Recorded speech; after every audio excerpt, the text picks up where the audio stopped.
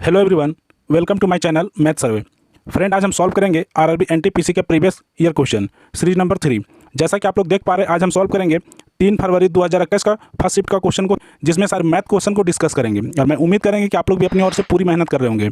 यदि आप हमारे चैनल मैथ सर्वे पर नए हैं तो चैनल को सब्सक्राइब करें तथा वीडियो को लाइक करें और दोस्तों के साथ शेयर करें। मैं सेशन को कंटिन्यू करता हूँ। यह आपका आज का पहला क्वेश्चन।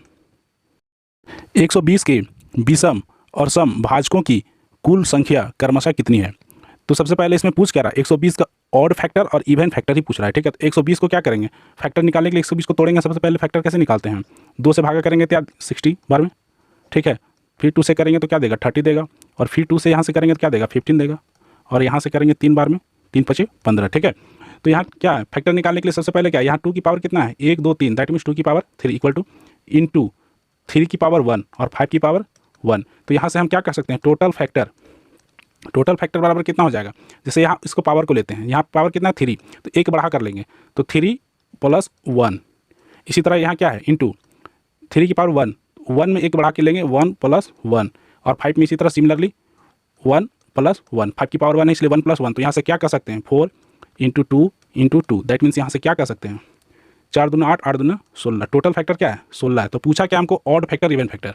तो ऑड फैक्टर निकालने के लिए ऑड फैक्टर को क्या करेंगे, सबसे पहले यहाँ क्या देखें कि ऑड कौन कौन है। एक 3 मेरा ऑड दिख रहा है, ठीक है, और 5 ऑड दिख रहा है। तो क्या करेंगे, 3 का पावर कितना है 1, तो 1 + 1 ऑड को ही लेंगे, इंटू 5 क्या ऑड है, इसका पावर क्या है 1, तो 1 + 1। तो यहाँ से क्या कर सकते हैं, 2 × 2, दैट मीन्स क्या हो गया 4। ये मेरा क्या हो गया, ऑड फैक्टर। तो इवन फैक्टर क्या हो जाएगा, इवन फैक्टर बराबर क्या हो जाएगा, total factor minus odd factor. ठीक है, तो टोटल फैक्टर कितना है 16 और ऑड फैक्टर कितना है 4, तो माइनस करेंगे तो क्या देगा 12। तो यहाँ से हमको क्या दिख रहा है, 4 दिख रहा है और 12 दिख रहा है। ठीक है, करेक्ट ऑप्शन नंबर 3। चलिए नेक्स्ट क्वेश्चन पे चलते हैं।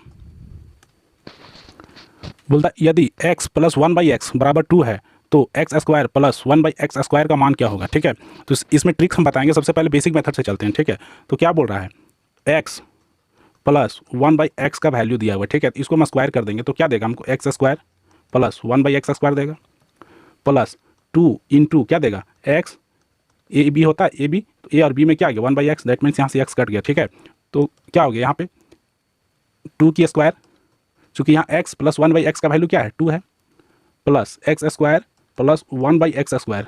ठीक है, प्लस 2। तो यहाँ से हम क्या कर सकते हैं, 2 दूना 4, और इधर ये प्लस में इधर जाके क्या होगा, माइनस में होगा, इक्वल टू के इधर साइड। तो यहाँ से क्या कर सकते हैं, x² + 1/x² बराबर क्या हो जाएगा 2। ठीक है, करेक्ट ऑप्शन नंबर 2। इसको ट्रिक से कैसे करेंगे, जैसे यहाँ सिंपल से क्या दिया है, x + 1/x का वैल्यू क्या दिया हुआ 2। जब भी 2 देता है तो हम पुट करके देखते हैं यहाँ पे 1। ठीक है, x = 1 और यहाँ भी x = 1 पुट कर देते हैं तो क्या दिया, 2 दिया ना। ठीक है, 1 + 1 = 2 हो गया। सिमिलरली यहाँ पे हम यदि 1 का स्क्वायर क्या हो जाएगा, 1 हो जाएगा, और 1/1 का स्क्वायर क्या होगा, 1 ही होगा। ठीक है, तो यहाँ पे क्या होता है 2। तो ये भी ट्रिक है। और तीसरा ट्रिक क्या है, ये ट्रिक नंबर क्या था 1। ट्रिक नंबर 2 क्या है, इस तरह का जब भी क्वेश्चन रहेगा स्क्वायर निकालने के लिए बोलेगा तो सिंपल से मान लेते हैं इसको, क्या, इसको मान लेते हैं p, दैट मीन्स यहाँ से x + 1/x = 2, और हम इसको मान लेते हैं p। ठीक है, तो x² + 1/x² जब भी निकालेंगे तो क्या करेंगे, p² - 2। ठीक है, ये भी एक ट्रिक है, ट्रिक नंबर 2। ठीक है, चलिए नेक्स्ट क्वेश्चन पे चलते हैं। 4 + √2/√2 + 1 का मान ज्ञात करने बोला है। ठीक है, तो सबसे पहले रूट का जब भी क्वेश्चन इस तरह से आ जाता है तो घबराने की कोई बात नहीं है। ठीक है, √2 + 1, तो सबसे पहले रैशनलाइज करेंगे। रैशनलाइज जब भी करते हैं तो डिनोमिनेटर, ये डिनोमिनेटर हो गया नीचे, इसको क्या करते हैं, साइन चेंज करके ऊपर नीचे मल्टीप्लाई कर देंगे। तो साइन चेंज करेंगे तो क्या, √2 - 1 हो जाएगा, और ऊपर भी क्या करेंगे, √2 - 1, दोनों ऊपर नीचे दोनों मल्टीप्लाई कर दिए। ठीक है, अब आगे बढ़ते हैं तो क्या करेंगे, यहाँ नीचे में क्या आ जाएगा, a + b आ गया। ठीक है, और यहाँ पे a - b हो गया, तो क्या कर सकते हैं, a² - b², दैट मीन्स 2 का स्क्वायर क्या हो गया, √2 का स्क्वायर 2 हो गया, और 1 का स्क्वायर क्या हो गया 1 हो गया। ठीक है, आगे ऊपर देखते हैं, √2 को 4 से मल्टीप्लाई करेंगे तो क्या देगा 4√2, प्लस √2 को मल्टीप्लाई करेंगे तो क्या देगा 2, माइनस, चूँकि यहाँ माइनस का साइन, -4 × 1 4 -4, और -4 को √2 से मल्टीप्लाई करेंगे तो क्या देगा -√2। ठीक है, अब यहाँ से क्या करेंगे, देखते हैं √2 का साइड जो है उसको एक साइड कर लेते हैं, तो 4√2 -√2 क्या हो गया 3√2, और यहाँ से क्या हो गया +2 -4, साइन बड़ा क्या है माइनस है तो माइनस साइन हो जाएगा, और क्या होगा 4 में 2 चला जाएगा तो 2 बटा 2/1, 2 - 1 तो क्या हो गया 1। तो यहाँ से कह क्या सकते हैं 3√2 - 2 कहाँ दिख रहा है, ऑप्शन नंबर 3। चलिए नेक्स्ट क्वेश्चन पे चलते हैं। एक बिजली के खंभे का उन्नयन कोण 30 डिग्री से बढ़कर 60 डिग्री हो जाता है जब इसे देखने वाला व्यक्ति का आरंभिक स्थिति से 30 मीटर खंभे की ओर बढ़ जाता है तो उस बिजली की खंभे की ऊंचाई ज्ञात करने बोलता है। ठीक है, सबसे पहले इसका फिगर को देखते हैं। ठीक है, यहाँ बिजली की खंभे की ऊंचाई को मान लेते हैं, यहाँ से क्या है ऊंचाई h मान लेते हैं। ठीक है, और क्या बोलता है जब वो 30 डिग्री, ठीक है, यहाँ से 30 डिग्री हो गया, ये 60 डिग्री हो गया। ठीक है, 60 डिग्री बोल रहा है क्या, जब वो खंभे की ओर आता है कितना 30 डिग्री, यहाँ से आरंभिक स्थिति से खंभे की ओर जब आता है 30 मीटर, ठीक है, सॉरी 30 मीटर, तो क्या ये 30 डिग्री से क्या होता है 60 डिग्री में बदल जाता है। तो बोल रहा है कि खंभे की ऊंचाई ज्ञात करने बोल रहा है। ठीक है, ऐसा क्वेश्चन को क्या करेंगे, सबसे पहले मान लेते हैं इस त्रिभुज में ले लेते हैं ए बी सी में। ठीक है, इस त्रिभुज में ए बी सी को तो हम क्या जानते हैं 10 30 डिग्री, सॉरी 60 डिग्री। ठीक है, चूँकि यहाँ क्या है 60 डिग्री का वैल्यू क्या होता है 10 60, परपेंडिकुलर को क्या मान लिया हाइट h, और बेस हमको क्या है पता नहीं है तो हम इसको क्या मान लेते हैं x मान लेते हैं, सपोज इसको x मान लेते हैं। ठीक है, चलिए आगे क्या 10 का वैल्यू क्या होता है 10 60 का वैल्यू √3। ठीक है, √3x बराबर क्या हो गया h, तिरछा तिरछी मल्टीप्लाई हो गया यहाँ पे। ठीक है, आगे इस संपूर्ण त्रिभुज में लेंगे। ठीक है, ये पूरा त्रिभुज में हम जब लेंगे इस पूरा त्रिभुज में तो क्या होगा 10 30 डिग्री बराबर क्या होगा ऊंचाई h। ठीक है, और बेस क्या हो जाएगा 30 + x, ये टोटल बेस आ जाएगा। ठीक है, तो यहाँ से क्या 10 30 का वैल्यू क्या होता है 1/√3। ठीक है, यहाँ से h आ गया और 30 + x। ठीक है, तो यहाँ से हम क्या कर सकते हैं x बराबर यहाँ x लिख सकते हैं, x बराबर h/√3। इसी को तोड़ देते हैं तो क्या h बराबर x बराबर क्या, सॉरी x बराबर h/√3 हो गया। तो यहाँ से बैठा देंगे 1/√3 बराबर h 30 + h/√3। ठीक है, अभी तिरछा तिरछी मल्टीप्लाई कर देते तो क्या देगा 30/√3। ठीक है, प्लस h/√3, और √3 क्या हो जाएगा 3 बराबर क्या हो गया h। तो यहाँ से हम क्या आ जाएगा 30√3, यहाँ पे क्या h में h -3 करेंगे तो क्या देगा 2h/3। ठीक है, तो यहाँ से आगे फिर यहाँ लिख देते हैं तो h बराबर क्या होगा, यहाँ से तिरछा तिरछी मल्टीप्लाई करेंगे तो क्या देगा, सॉरी यहाँ से 2 से काट देंगे इसको 15 बार में। ठीक है, तो क्या आ गया 15 3 45/√3। ठीक है, और इसको क्या जब ये बेस में हमको दिख रहा है या ऐसा कुछ कहीं दिख रहा है, नहीं दिख रहा है यहाँ पे, तो कहीं आंसर ऐसा नहीं है जो कि दिख रहा है, तब क्या करेंगे ऐसी स्थिति में इसको क्या करें रेशनलाइज कर देंगे, जिसे नीचे में रूट है तो √3 से रेशनलाइज कर देंगे। तो यहाँ से क्या आ गया, यहाँ से आ गया क्या h बराबर 45√3/3 इंटू √3 बराबर क्या 3, यहाँ से काटेंगे तो क्या हो गया 15। तो यहाँ से कह सकते हैं h बराबर 15√3। ठीक है, करेक्ट ऑप्शन ऑप्शन नंबर 3। चलिए नेक्स्ट क्वेश्चन पे चलते, थोड़ा लंबा क्वेश्चन जरूर था लेकिन समझने वाला क्वेश्चन था। नेक्स्ट क्वेश्चन बोर्ड मास का क्वेश्चन आ गया। हम हर एक बार बोलते हैं कोई भी कंपटीशन एग्जाम में हर क्वेश्चन कठिन नहीं होता या हर क्वेश्चन आसान नहीं होता है। ठीक है, तो ये बोर्ड मास का है, तो सबसे पहले इस ब्रैकेट को सॉल्व करने का कोशिश करेंगे और एक लाइन में सॉल्व करेंगे। देखो यहाँ पे क्या है 8, इस ब्रैकेट को सबसे पहले अंदर ब्रैकेट को सॉल्व करेंगे तो क्या 8 और +3 क्या होगा 11, और 11 में 6 जाएगा तो क्या आएगा 5 आ जाएगा। ठीक है, +5 आ गया ना, +5। ठीक है, +5 और -4।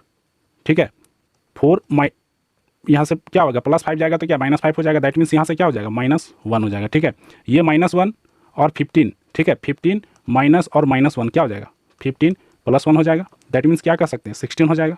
ठीक है, और यहाँ पे क्या है 20 है, तो यहाँ से क्या करेंगे 20 - 16, दैट मीन्स क्या हो गया 4। Correct option option number 1। चलिए नेक्स्ट क्वेश्चन पे चलते हैं। 45:75, 3:5, 51:68 और 256:81 का मिश्र अनुपात, दैट मीन्स कंपाउंड रेशियो क्या होगा, सो पूछ रहा है। ठीक है, सरल क्वेश्चन में भी आता है। सबसे पहले हम क्या करेंगे, सबसे पहले रेशियो को तोड़ के हम तोड़ लेते हैं। ठीक है, तो 45/75 है। ठीक है, तो यहाँ से काटेंगे तो क्या 15 या 45 और 15 × 75। ठीक है, दैट मीन्स क्या हो गया 3:5। दूसरा क्या है 3:5, ये सेकेंड। ठीक है, थर्ड में क्या है 51:8, तो हम क्या कर सकते हैं 17 या 51 और 17 चौके 68, 3:4 हो गया। और फोर्थ में क्या है 256/81, और यहाँ से तो कुछ कट नहीं रहा है तो बस इसको छोड़ देंगे। अब यहाँ से क्या करेंगे 3/5, पहला तोड़े तो क्या 3/5 आया, इंटू दूसरा में क्या था 3/5 ही था, इंटू तीसरा में क्या है 3/4 क्या, चौथा में क्या 256/81। ठीक है, तो यहाँ से क्या क्या कट रहा है देखते हैं, 3 और 3 9, तो 9 से यहाँ से काटेंगे तो क्या 9 बार में कट जाएगा। ठीक है, और फिर 3 3 जा कट गया, ठीक है। यहाँ से काटते हैं, देखिए 4 से काटते हैं, इसको देखते हैं, 4 5 20, 4 छक 24 और 4 चक 16, ठीक है। तो ऊपर में क्या आ गया, अब तो कहीं कोट कट नहीं रहा है, क्योंकि ऊपर में क्या है 64 है और नीचे में क्या है 5 × 5 × 3, दैट मीन्स क्या हो गया 64 और 5 25 दिया क्या हो गया 75 हो गया। Correct option option number 1। चलिए नेक्स्ट क्वेश्चन पे चलते हैं। उन दो गोलों की आयतन के अनुपात ज्ञात करना है, ठीक है। वॉल्यूम का रेशियो फाइंड करना है जिनके वक्र पृष्ठ क्षेत्रफल का अनुपात क्या है 1:4। ये कंसेप्चुअल क्वेश्चन है, ठीक है। इसमें कोई फॉर्मूला वर्क नहीं करेगा, जिसको कंसेप्ट पता हो 2 लाइन में बना के चलाएगा, ठीक है। करना क्या है, हम क्या जानते हैं, एरिया बराबर क्या होता है, साइड का स्क्वायर होता है कि नहीं होता है, ठीक है। और वॉल्यूम बराबर क्या होता है, साइड का क्यूब होता है। ये कंसेप्ट है, ठीक है। बस यही कंसेप्ट पर यहाँ बनेगा। जैसे यहाँ पे क्या है, इस कंसेप्ट को यहाँ उठाते हैं, ठीक है। तो एरिया को हम क्या लिख सकते हैं, एरिया और साइड में हम क्या रिलेशन बैठा सकते हैं, जैसे यहाँ स्क्वायर है तो इधर कर देंगे तो क्या अंडर रूट हो जाएगा कि नहीं एरिया, ठीक है।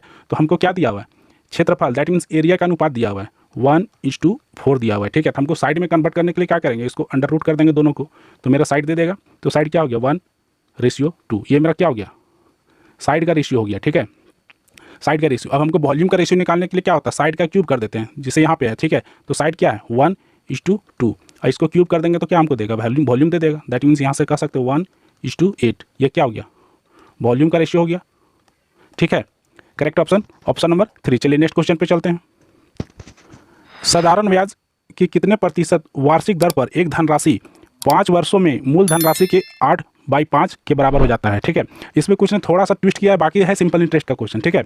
ये बोल रहा क्या रहा है कि मिश्र धन, ठीक है, मिश्र धन दैट मीन्स अमाउंट क्या हो जाता है 8/5 किसका हो जाता है, प्रिंसिपल का, ठीक है। कितना साल में होता है, दैट मीन्स 5 ईयर में होता है। बस इतना जो समझ गया क्वेश्चन को सॉल्व करके आ जाएगा, ठीक है। तो यहाँ से हम क्या कर सकते हैं, अमाउंट क्या है 8 है, तो यहाँ से प्रिंसिपल मेरा क्या आ गया 5 आ गया कि नहीं। यहाँ से तिरछी मल्टीप्लाई करेंगे, यहाँ से पी को यहाँ बैठा देंगे तो यही तो हमको देगा, ठीक है।